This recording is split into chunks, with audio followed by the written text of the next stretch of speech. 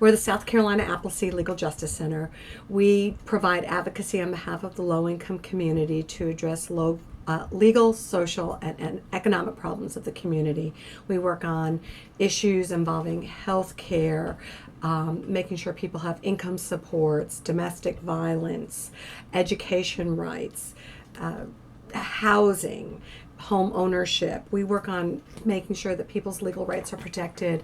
While we don't do the one-on-one legal advocacy, what we do is work on helping to change systems. We don't look at putting band-aids on the problem, but look at how can we fix it so we're not just helping the person who came to us, but helping everyone. And so some of the things that we've done is make sure that a lot more schools are getting food to children who need to eat so they can be educated better. We also make sure that children who have special needs, if their parents can't get them the services they need, we do advocacy to make sure the schools do right by the kids.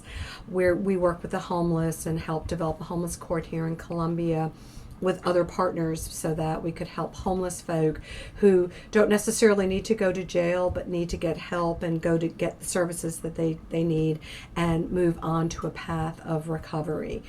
And looking at health care, we try to make sure that people who are eligible to get health care receive it, and those who can't get into health care right now, what we can do to expand programs so they can get their health care. Because if people are healthy, then they can work and they can be productive. So we really look at how do we make things better, not just for people who come to tell us their problems, but for everybody as a whole.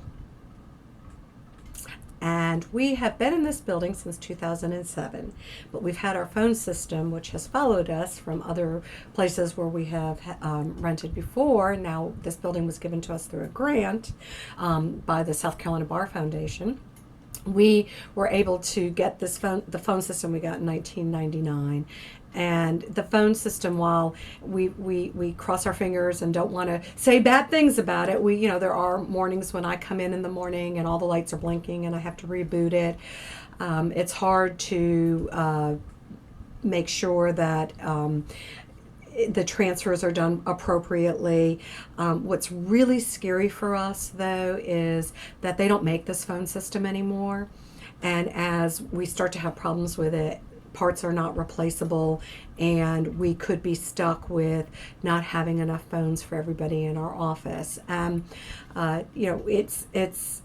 We've had phone cords that we've had to replace because they've gotten so tangled and mottled up that we've had to throw those out. And right now, I have the last phone cord that we have for this phone that, while this might not seem like much of a problem, it's not very long, and sometimes I'm on the phone trying to talk to someone, looking up information, and as I'm working, it falls off, and not only is it embarrassing, but one of these days, if I pull this off and I break it, I'm not going to be able to replace this phone.